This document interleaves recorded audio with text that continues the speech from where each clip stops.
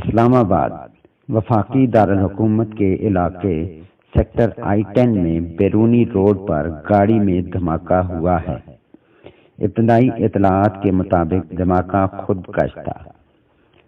Police ذرا کے مطابق اہلکاروں نے ایک ٹیکسی کو روکا اور تلاشی کی تو دھماکہ ہو گیا۔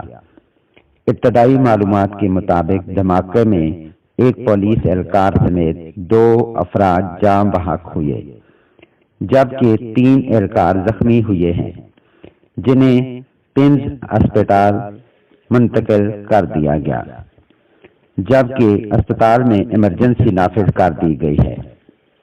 جاں بحق اہلکار کی شناخت ہیڈ کانسٹیبل عدیل حسین کے نام سے ہوئی ہے، جبکہ زخمیوں میں اہلکار محمد حنیف، محمد یوسف اور محمد بلال شامل ہیں۔